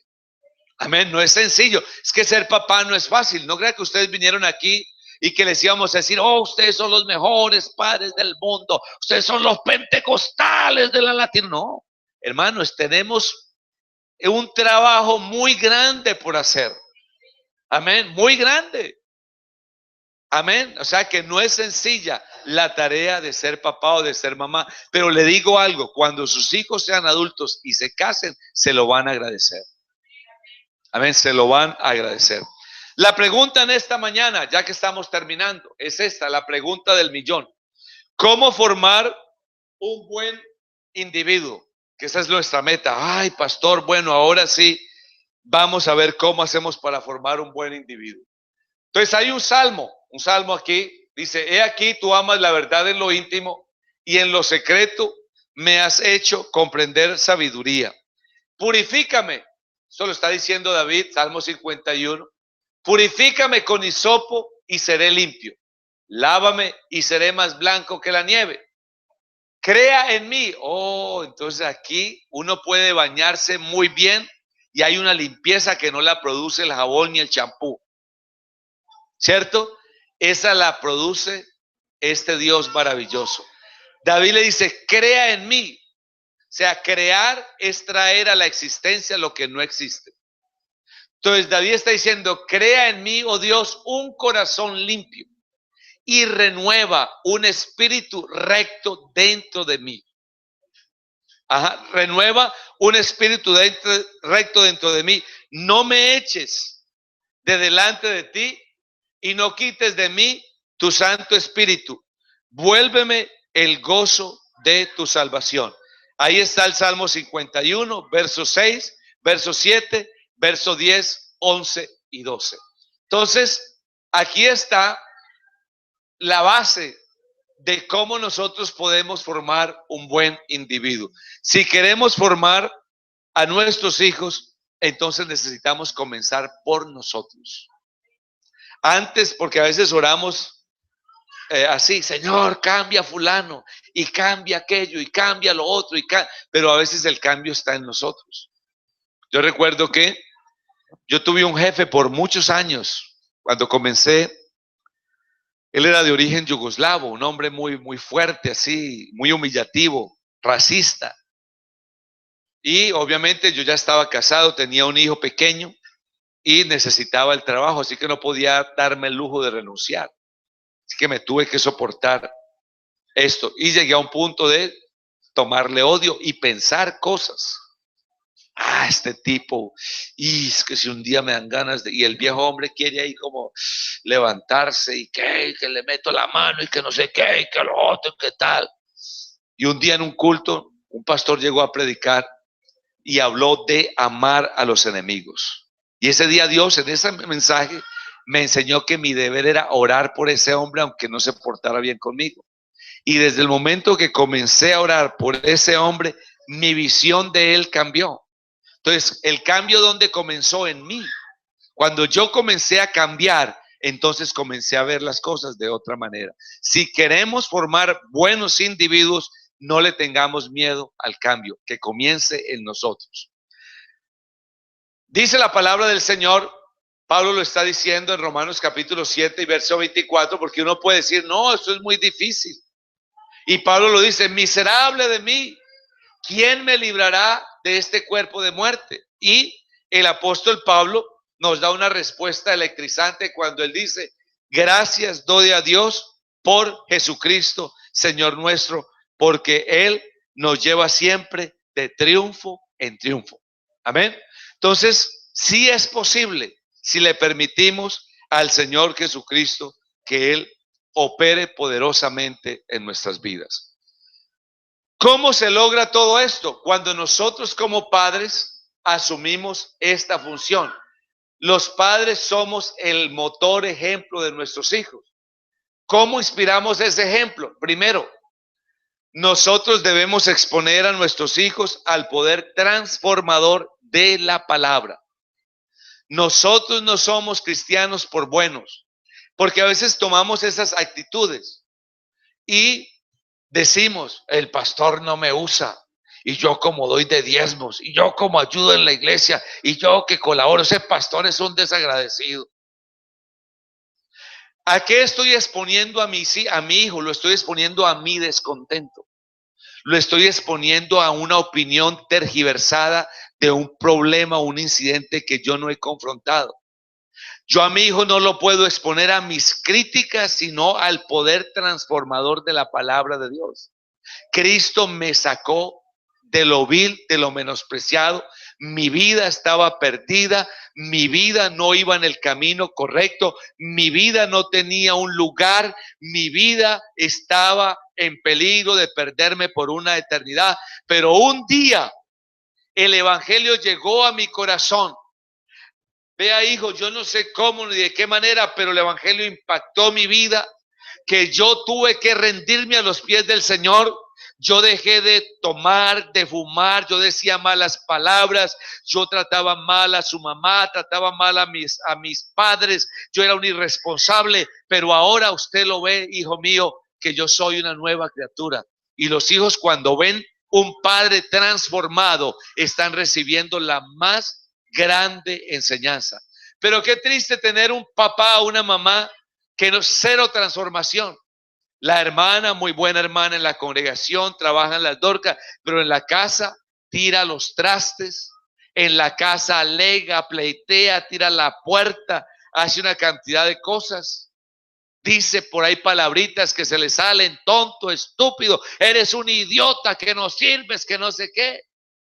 Entonces, ese ejemplo se está distorsionando porque nuestros hijos deben recibir de nosotros el poder transformador de la palabra.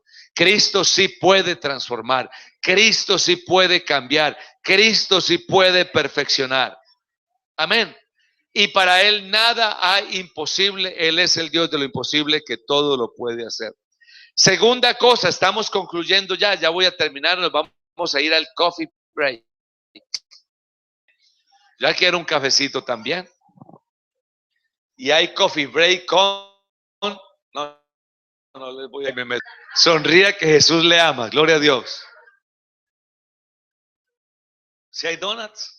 O sea que la hermana anhela un café con una dona y no caería mal, ¿no? Pero no podemos aventurarnos. Pero cafecitos sí hay, ¿no? Si no, vayan, chequen en la cafetera, por favor.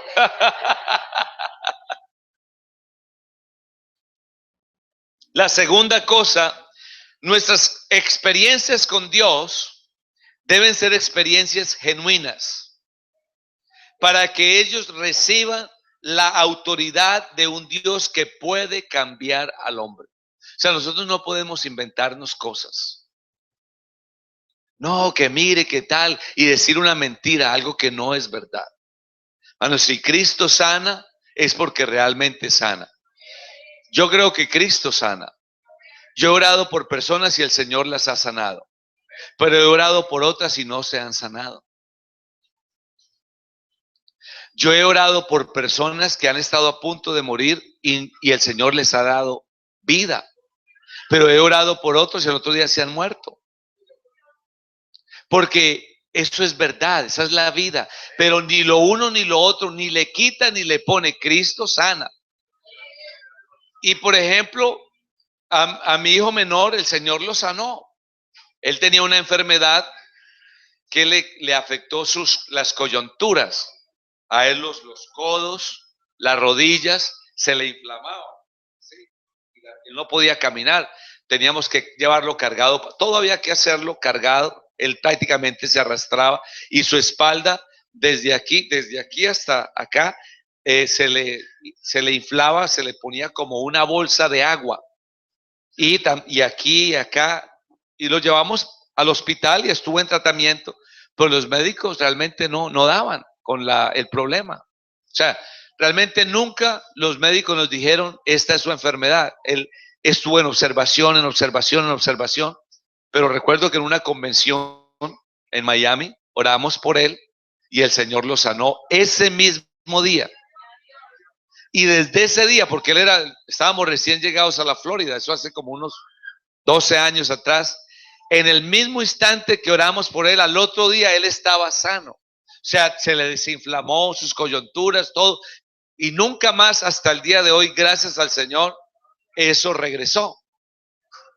Entonces yo sé que el Señor sana.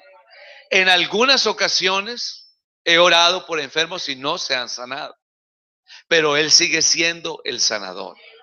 Entonces nosotros no podemos tener miedo de hablarle a nuestros hijos de experiencias que son genuinas con Dios, pero tampoco tener miedo de cosas que a veces no pasan. Porque nuestros hijos a veces se dan cuenta, ay, papá, y fulano de tal no volvió. No, se apartó y que no, es que si uno no abre el corazón a Dios, el que no permite que Dios enderece su vida, o de pronto es débil, o de pronto abre una puerta que no debe abrir, pues puede perder su devoción o su caminar con Cristo. O sea, debemos nosotros hablarle siempre a nuestros hijos de esas experiencias con Dios genuinamente. No se trata de venderles un cuento, venderles una idea, porque nuestro Dios es un Dios de verdad. Lo que debemos procurar es que ellos tengan experiencias genuinas con Dios, porque el que tiene una experiencia genuina con Dios no lo mueve nada ni nadie. Amén. Tercera cosa era despojarnos del viejo hombre y dejar atrás los vicios de ese viejo. Puede ser que Corintios 5:17 diga, si alguno está en Cristo Jesús, nueva criatura es. Las cosas viejas pasaron. Pero resulta que nosotros seguimos con el mismo comportamiento de hace 20 años. No, mi papá nunca cambia. Mi mamá es la misma. Uy, tan mal geniada que es mi mamá. Uy, mi papá cuando se enoja parece que hubiera comido alacranes. Temperamento que todo lo rompe. Y hablando de la comunicación, y quizás la hermana tocará eso, entonces se cae a veces en el abuso verbal. Entonces se golpea con las palabras. Y debemos corregir ese tipo de comportamientos. Porque con la boca podemos construir o también podemos destruir. Entonces hay que despojarnos del viejo hombre, ese hombre mal geniado, ese hombre amargado. Porque a veces estamos en la iglesia llenos de amargura y estamos ahí resentidos con todo el mundo. Todo nos parece malo. Nada nos gusta, nada queremos. Parece que estamos chupándonos un limón y ya estamos pelándolo. ¿Cierto? Así, vamos, ¿cómo está? Qué bonito día, ¿qué tiene de bonito? ¿Cierto? Buenos días, ¿qué tienen de buenos? ¿Y cómo le va? Pues ahí llevándola, ¿qué se va a hacer? Cargando esta vida. Entonces no compaginamos. Vamos a pedir al Señor que podamos ser esos verdaderos padres de ejemplo. Y para terminar, el cuarto punto, nuestra vida tiene que ser firme y nuestras decisiones deben estar respaldadas en la palabra de Dios. O sea, un padre que quiere estructurar en sus hijos un temperamento, una personalidad, un carácter cristiano, tiene que tomar decisiones basado en la palabra de Dios. Es muy triste cuando los padres toman decisiones basados en la economía. Y yo sé que todos vinimos a Estados Unidos porque buscamos una mejor economía. Yo he oído muchos que dicen, no, yo vine a Estados Unidos y no crean que yo vine porque yo vine buscando plata. Entonces, ¿a qué vino? A eso vinimos, no le busque otro cuento. No estábamos tan bien allá. Yo lo digo, yo cuando vine a Estados Unidos, vine a buscar un mejor futuro. Pero cuando vine a Cristo Jesús, entonces aprendí que el pueblo de Israel no se movía, sino cuando la nube se movía. Si la nube no se movía, ellos estaban ahí. Cuando la nube se movía, ellos se movían. Esa nube es un tipo de la presencia de Dios. ¿Por qué digo esto? Porque la Biblia dice que en los postreros días los hombres irán errantes de mar a mar buscando palabra de Dios y no la hallarán. Entonces hoy en día hay hermanos, hay personas que vienen a la iglesia, conocen al Señor, Dios hace una obra en sus hijos, en su familia, y les da la ventolera. No, que hay trabajo en Utah. Uy, sí, de verdad, están pagando a 15 la hora, listo. Y empacan sus cosas y se van. No piensan, y allá habrá una iglesia. ¿Dónde me voy a congregar? ¿Voy a recibir la palabra de Dios? ¿Mis hijos van a tener escuela dominical? ¿Tendrán maestros que les enseñarán? ¿Habrán clases de jóvenes, clases de adolescentes? Yo he conocido muchas familias que se han movido así y los meses lo llaman a uno, no, pastor, mi hija se enfrió, ya no quiere venir a los cultos, allá donde llegamos no quiere, yo no sé qué hacer, estoy muy desesperado. Pero si ese consejo lo hubiera pedido antes de moverse. Por eso es que la Biblia dice, nuestra vida ha de ser firme y nuestras decisiones respaldadas en la palabra de Dios. Claro, todos queremos una mejor economía, pero ¿qué gano yo ganando a $50 la hora y mis hijos perdidos? ¿O usted quiere eso? ¿Usted quiere vivir en una casa bien bonita, con piscina y tener plata en el banco y sus hijos metiendo droga? ¿Ah? ¿Queremos eso para nuestros hijos? ¿O usted prefiere, como dice la palabra del Señor, mejor es bocado seco y en paz, pero con la presencia y la misericordia del Señor?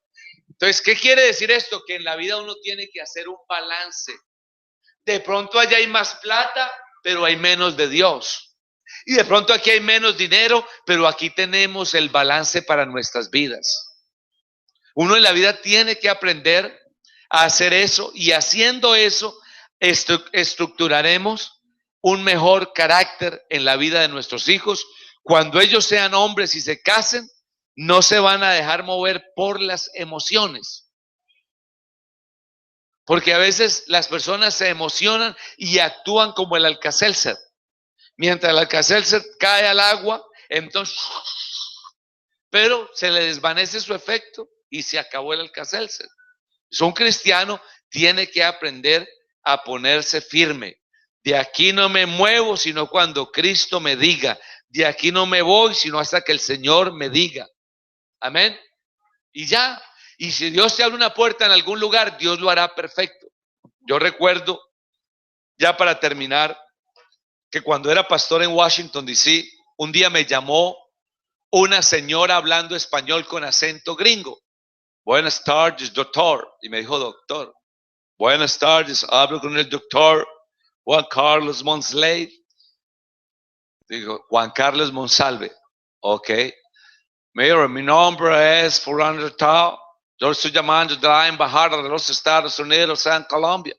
Entonces comenzó a decirme, yo soy funcionaria de la Embajada de los Estados Unidos aquí en Colombia y lo estoy llamando porque mi comisión termina en 6 meses.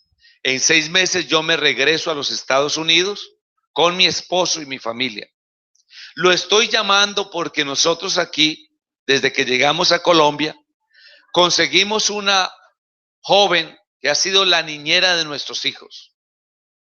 Y nosotros le ofrecimos a ella que se fuera con nosotros a Estados Unidos ella seguiría trabajando con nosotros y le pagaríamos un sueldo conforme a las leyes de los Estados Unidos, pero ella no se quiere ir porque ella dice que la única manera que ella se va a los Estados Unidos es si allá en la ciudad donde vamos a vivir hay una iglesia de la misma que ella tiene aquí en Colombia. Entonces, mire usted la decisión de esta mujer, los fundamentos. A otro le dicen, uy, para los Estados Unidos con carro, casa y beca, listo. Y si no hay iglesia, pues ni modo, Dios sabe. Porque es como tomamos decisiones a veces nosotros. Entonces, ¿qué pasa? Llegamos a una ciudad, no nos congregamos, no vamos al culto, no oímos la palabra de Dios. ¿Y qué sucede? Entonces termina, si es una mujer, termina ya con novio. O si es un hombre, entonces ya tiene novia y allá en el país dejó su familia. Y tenemos ese caso en El Salvador, en Centroamérica, en México.